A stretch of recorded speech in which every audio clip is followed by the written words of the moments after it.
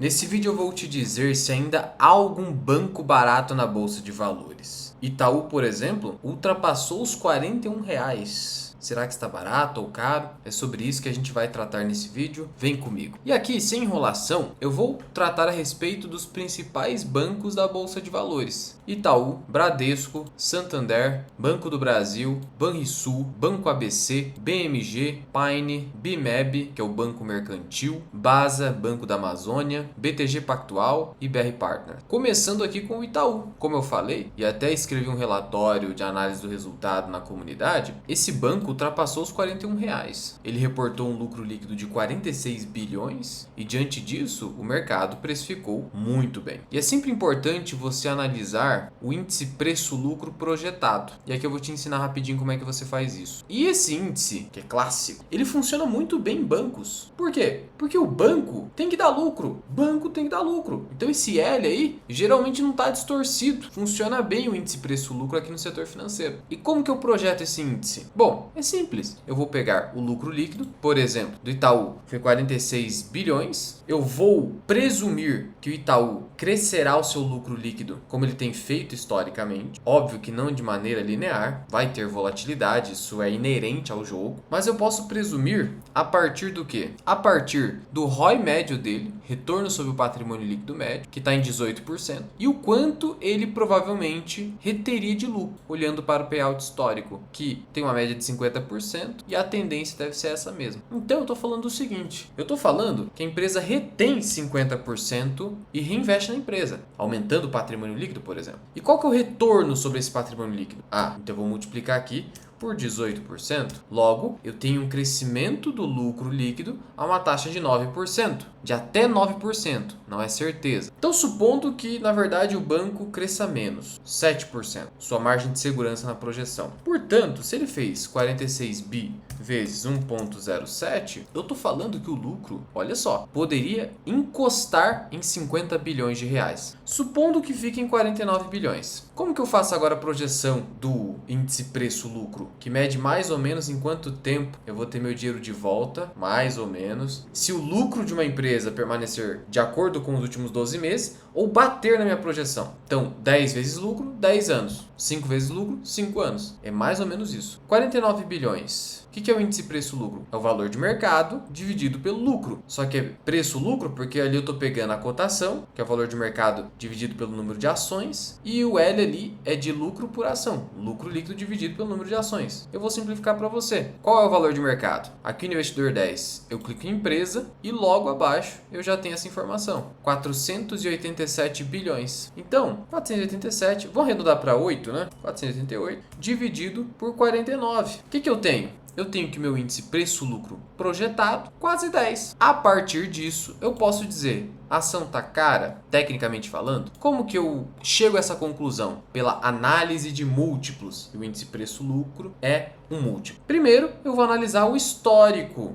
Eu preciso olhar para o histórico de negociação do banco. Como que o mercado costuma negociar esse banco? Eu vou pegar os últimos 10 anos. Então, aqui no Investidor 10, o que eu vou fazer? Eu vou pegar o PL histórico. E ele está indicando para mim que em mercados mais de baixa, com exceção aqui 2017, 2019 para 20, o banco negociou entre 7 a 8 vezes lucro, beirando 9. Então, esse múltiplo atual de 10 vezes já não é mais de mercado baixista. Então, já não há mais tanto desconto aqui. Por outro lado, a análise de múltiplos ela é comparativa. Comparativo com o quê? Com concorrentes. Eu tenho que comparar com os concorrentes. E aí, o Bradesco, historicamente, foi visto como um grande concorrente do Banco Itaú. E no histórico aqui de preço-lucro do Bradesco, a gente vê que o banco negociava aqui a um múltiplo médio até abaixo do Itaú. Isso sinaliza que o Itaú é caro? Não necessariamente. Pode sinalizar simplesmente que, como o Itaú é melhor, o mercado aceita pagar um pouco mais caro. Ainda nós temos aqui o histórico de PL do Ibovespa. Eu vou tirar aqui Petrobras e Vale e essa média fica em 12, ó, média de 12. Então Itaú está abaixo dessa média. Sendo assim, o que a gente pode concluir só pela análise de múltiplo? Planilha de valor intrínseco, a gente deixa destinada lá na comunidade FMI. O que acontece? Itaú já não negocia abaixo da sua média histórica dos últimos 10 anos, mas negocia bem abaixo ainda de múltiplos de 15 vezes lucro até em mercados de muita euforia. Lá do outro, o Itaú negocia com múltiplo pouco superior a concorrentes da Bolsa de Valores, mas negocia com múltiplo abaixo da média histórica do Ibovespa, que é um índice amplo de mercado. Diante disso, a gente conclui simplesmente que Itaú não está caro, mas também não está no melhor momento de compra, de acordo com essa análise de múltiplo isolada. É sempre importante confirmar essa análise com outros indicadores e com outros métodos. Você não quer fazer uma análisezinha bitolada. Não caia naquele erro de achar que, para quem só tem um martelo, todo problema é um prego. Cuidado, não existe apenas uma ferramenta. Mas de plano a gente vê que, olha, não tá caro, mas também quero margem de segurança, né, Luan? Eu aprendi que eu tenho que comprar com margem de segurança. Então Itaú nesse preço aí não parece muito atrativo. Não significa venda, porque, como eu disse, em euforia mesmo fica muito mais caro. E o Bradesco, né? A gente estava falando do Bradesco. O Bradesco está quase 9 vezes lucro. No projetado está mais ou menos isso também. A gente viu no histórico que ele está aí mais ou menos próximo da média. Então o Bradesco também já não está muito barato. Mas significa venda também? Não, para com isso. Só não há mais tanta margem de segurança. E aqui a gente pôde perceber o seguinte, que se trata de um banco bem volátil, bem cíclico em resultados. Pelo menos foi isso que o passado nos mostrou. E é sempre importante lembrar como a volatilidade pode ser benéfica quando você compra nas grandes baixas, mas como ela também pode ser detratora da composição. Como assim, Luan? No longo prazo, se você compra um ativo extremamente volátil, você tem dificuldade de ver a composição fazendo a sua mágica. Porque o ativo vai e volta, vai e volta, vai e volta. Esse vai e volta, primeiro, que tem muita chance de você pular fora no momento errado, pelo psicológico. Segundo, que atrapalha a composição, diferentemente daqueles ativos em que você tem mais consistência nos retornos. Não à toa que, pegando-se apenas os últimos 10 anos, e lembrando que os últimos 10 anos a gente está pegando 2016, onde os preços na Bolsa de Valores estavam bem baixos, crise Dilma, não à toa que o Bradesco em 10 anos entregou apenas 199%. E muito desse retorno veio do último ano, com a recuperação do Bradesco. No caso do Itaú, veja só, os retornos eles foram mais consistentes, olha só, de tal modo que em 10 anos, sim, entregou 1.160%. 1.160%. A composição aqui foi muito mais clara. Outro banco, Santander, múltiplo quase 11 vezes lucro, próximo do Itaú, sem a qualidade do Itaú. Então, na minha opinião, esse sim está caro. Mas foi melhor em termos de performance que o Bradesco, entregando 410%. Sem toda a valorização no último ano, como aconteceu com o Bradesco. No histórico, o PL está bem acima. Portanto, o Santander seria o mais caro desses aqui. Prosseguindo, Banco do Brasil. Aí aqui, o PL está alto porque o lucro desabou. Como é um case de recuperação, esse índice tende a cair. Então é importante olhar aqui, para o indicador preço sobre valor patrimonial, que está abaixo de 1. E no histórico, a gente percebe que em momentos de euforia, pode chegar a 1,5 vezes.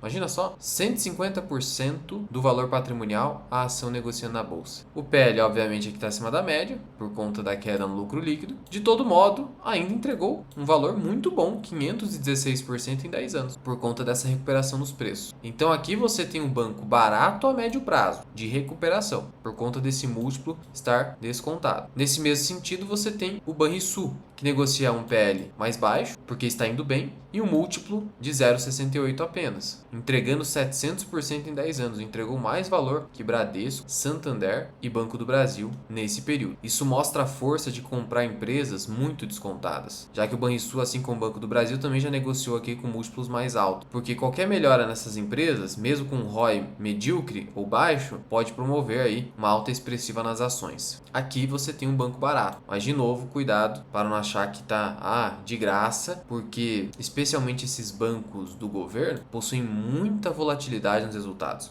Mas muita. E aí, facilmente, você pode ter aí o lucro desabando e a cotação acompanhando. Banco ABC, reloginho também, viu? Negocia um múltiplo baixo, 6 vezes lucro. O PVP, abaixo de 1, entregou um bom valor em 10 anos, 447%, sendo reloginho e ainda estando descontado. Em 5 anos, entregou um bom valor também. Então, aqui foi consistência de novo.